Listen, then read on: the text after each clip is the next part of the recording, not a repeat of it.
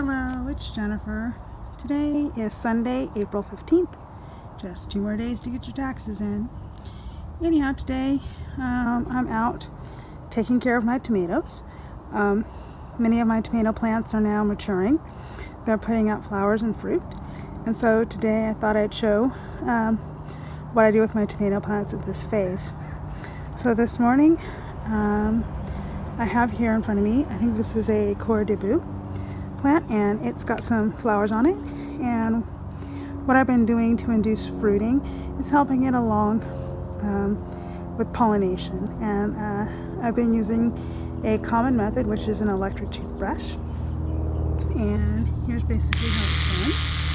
You can get a little stick. In this case you may be able to see a little bit of the pollen flying out,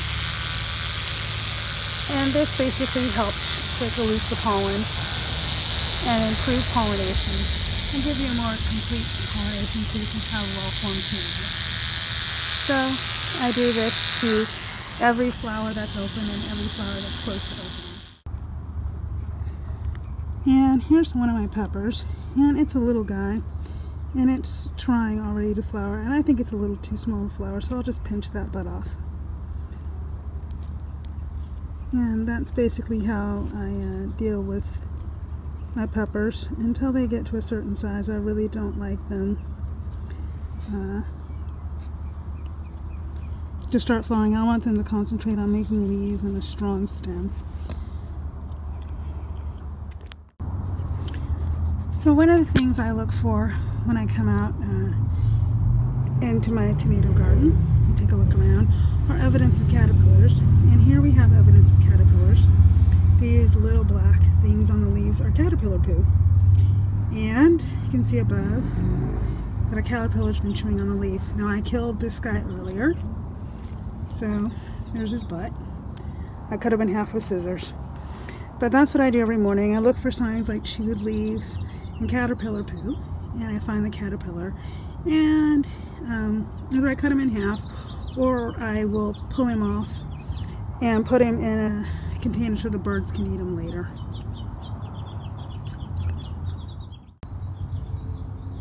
Another thing I look for are signs of mildew or fungus infection. And here is a little, I think it's a Cour di Bue plant. And you can see along the base that it's got some little white patches. And then here on the leaf, it's got some white patches. And this is the start of something that I don't want to continue. So I will go ahead and spray this plant and see if I can contain whatever fungus or infection is going on here. I use a combination of spray of soap and neem oil spray. So it's got 1 ounce of neem oil and 2 ounces of dish soap in it to a gallon, and I go ahead and coat the affected area and the affected leaves with it. I don't want to spray it all over the plant necessarily now, because I've seen so far that it tends to kill the patches of fungus or mildew, but it also takes whatever plant that fungus or mildew has touched with it. So here I've got my foliar sprayer, and I'll just go ahead and give this a little spray up the stem here. Try to get the back.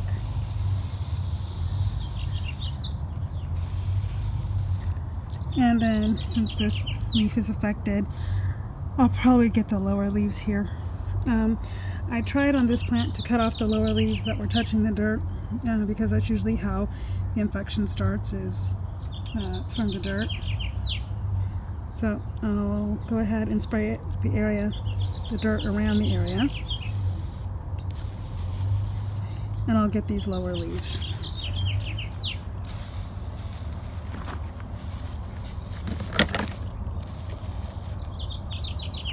And also, you gotta get the underside of the leaves too, not just the tops.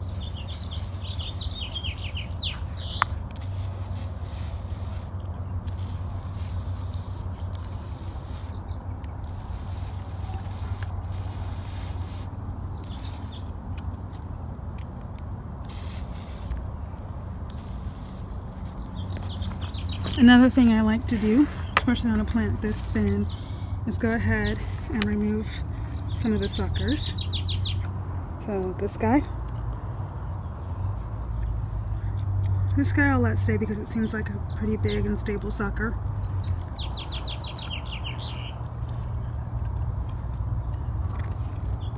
And this will go behind. There we go.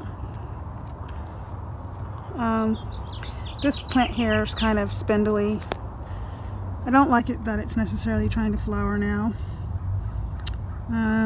So it's kind of on the edge as to whether I'll allow these flowers to stay or whether I'll go ahead and pull them in hopes of letting this plant grow to be a little more stocky and have more leaves. Here's another plant of the same type by comparison. It's much more robust and I feel more comfortable letting it have flowers.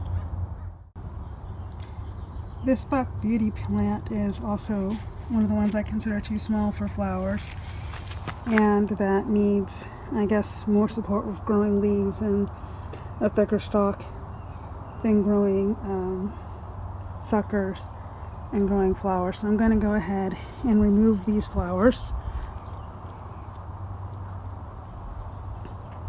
You can see. There we go. Go ahead and snip these off.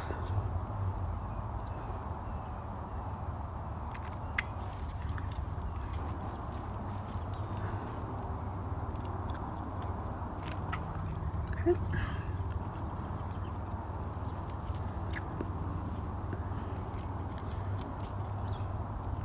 And down here, I'm going to go ahead and remove this sucker. I'm going to allow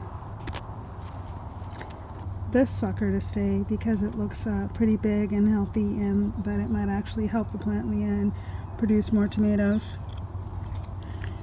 And then this is the growing tip here. So allow it to keep going. And I'm going to remove this sucker here. One. And I'm going to allow this sucker to stay as well. So this one will have 3 vines growing for now. The first seedling has sprouted from the grocery store tomato I planted here, and all I did was cut a slice off of it that had seeds in it and just planted it just below the dirt here. So I've got 1 seedling so far. I don't know what kind of tomato this is. It just was labeled as heirloom at the grocery store. So most of those tomatoes look like Brandywine or the Cosvoluto Genovese. The green ones look like the Aunt Ruby's German green, and then also I see some that look like Big Rainbow. So who knows what'll come up here. All I know is that it was a red beefsteak looking tomato. And the taste was okay, but I think that it didn't taste the best it could because it was at the grocery store, so it did seem overripe. So the tomato itself was kind of mealy and not very juicy, but I'm willing to see what comes up and taste it actually fresh rather than after it's been at the grocery store for a while. So I'm overall pleased with the number of flowers on my plants this year. So far though, many of them haven't been very productive, especially the first set of flowers. Like on this plant, all of these back here failed to pollinate and failed to fruit. So I'll go ahead and remove that little branch of flowers and let the plant concentrate on these other flowers. Hopefully this one will be more productive and the ones up here will be more productive. This plant already has some nubs on it on the other side, or maybe it's this plant. Yeah, this one has some nubs on it already. So it has had successful pollination, and I will get some fruits off this plant. So far, so good. I haven't been doing anything special to these plants, at least in my opinion. Basically from last year, I refilled some of the soil with pure composted cow manure. These plants eat a lot of soil, so at the end of this grow season here, or when I replace these tomato plants, I will refill this box again with the composted cow manure, and I'll probably put some of this perlite in. I also throw in a little bit of, I also throw in some Epsom salts and some granulated organic tomato fertilizer in the soil mix when I mix it. These plants are on drip hose now, and these get watered 3 times a week for a half an hour, and this is done in the morning. And then sometimes when it's really hot, when it gets over 90 degrees, I will go ahead and hit the sprinklers to make sure the garden stays cool and the ground stays cool so the plants don't overheat. These little guys down here are volunteers. I suspect that since last year San Marzano were growing here, that this is a San Marzano. This one here actually is a sucker from this Anna's Russian that I went ahead and planted in the ground to see if it would grow, and it did take after 2 weeks and is now growing. So I'm going to let it stay and see what happens. The same thing with this little volunteer over here. Inside here is a little red robin plant, and this is a dwarf tomato. It shouldn't get any taller than a foot. And I just planted this guy interstitially to see what would happen. So far, it's doing pretty good. Looks like I need to trim away the bottom leaf there. This guy here, which I'm sure many of you are screaming, oh, that's great vining spinach microgreens. I'm too lazy to deal with microgreens, so anyhow, I just let that be. I just pull them out and throw them to the ground. There's got plenty of babies right here that will grow into more vining spinach, probably in August when the heat really comes here. I was beginning to feel some concern for this plant because mainly it had a lot of leaves and some flowers at the top, but no fruit yet, and I was wondering whether there was something not right with this plant, or it wasn't getting enough nutrition, or what. But then cutting away some of the dead looking leaves on here, I found this little guy and I feel much better. Hopefully some more these flowers will turn into fruit. We'll see. But this one might, on this particular side of the plant, be suffering from some heat stress, or I'm afraid of what this is. I hope it's not blight. I hope it's just heat. I don't know. I'm not well versed enough in these things yet, but I just go ahead and cut off leaves that look like that. The pea plant here, though, is putting out a bunch of peas, so I've got peas and tomatoes here, so that's nice. But this is a less sweet Japanese plant. I haven't had much luck in the past with these as far as getting more than 1 or 2 fruits per plant. But I'm encouraged by the number of flowers and the number of branches and the number of leaves on most of my plants. So hopefully I will get enough this year. I got enough last year because I planted a lot of plants to get a couple jars of sauce out of the plants. I'm hoping to get more than that because so far these do make the best tasting spaghetti sauce in my view. They are tomatoey tasting and they're sweet enough not to require extra sugar or wine in the sauce. They're just really, really good tasting tomato on its own too. This is a dark galaxy tomato, and despite its small size, it looks like most of these flowers actually were pollinated and will be producing fruit. I sort of don't want a plant to produce fruit when it's this small, but I'm going to let it alone and see what happens. But it's got a lot of flowers on it to be this small, and well, The stems have thickened up here. You can feel the little peas in here, the little forming tomatoes in here. They've actually swollen. So I guess there'll be little tomatoes on this soon. Interesting. This is the Black Beauty tomato that I accidentally cut the growing tip off. The sucker, that was this here, has now taken over to be the main stem of the plant. I need to go ahead and support this to keep it from leaning over. I'll probably go get a short stake to put this on. But it bounced back quite nicely, and I have proof of concept that if I cut the growing tip off by accident, all is not lost. So good job, little plant. Good job. So far, the Black Beauty has proven to be a diminutive plant, so I'll just give it a little stake for now. And if it looks like it's going to get a lot bigger, I'll go ahead and give it a more sturdy stake. I'll also wait for it to grow some more leaves before I take these bottom guys off that are curled and unhealthy looking. And on to the lemon boys. Lemon boy tends to have a lot of vines and tends to be a very vigorous and green and smelly plant. It smells good, it really does. It's just that it's very fragrant and sweats a lot. These two are doing alright.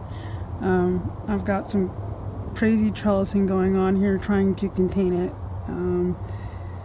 What I experienced the first time I grew lemon boy is that it likes to self-destruct when it gets too big, and so it's important to give all of the limbs adequate support so they don't just fall off or the whole plant just falls over and snaps off. Also, it's pretty sensitive to heat, so these little guys here, you know, they'll grow.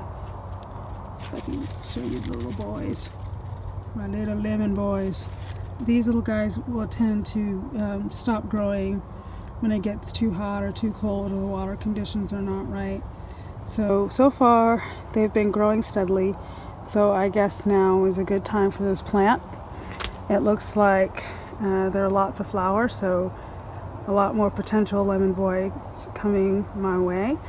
These are good, again, as a tomato to put into mellow a sauce. So if you have particularly acidic tomatoes and you're trying to make a pasta sauce, these are a good tomato to put in to mellow the sauce out, to round out the flavor.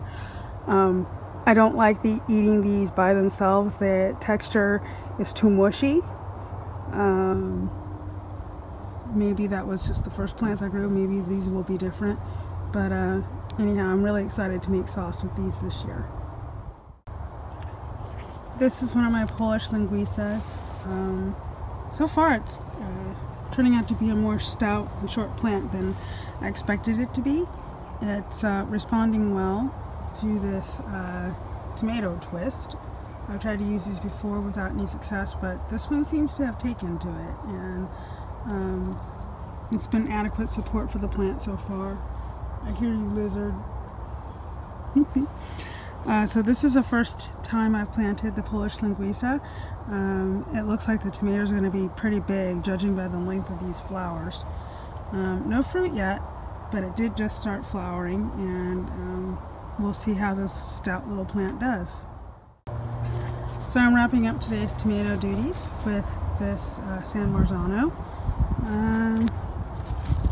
Nothing in particular going on here. It's got a few developing flowers all over here. Let's see if I can get them. There they are. Give this little guy some fresh. That one already looks like it's done. I don't know if it's going to do anything. Let me give it a feel. I think that one's going to drop. And there's some more flowers up here all getting a pick off.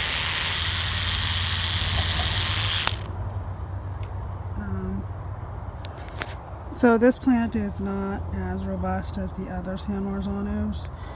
I'm not sure what's going on with it, but the bottom leaves are pretty big and healthy, but it's just kind of a little stunted here, but not like miniaturizing or anything. It's just behind the other ones.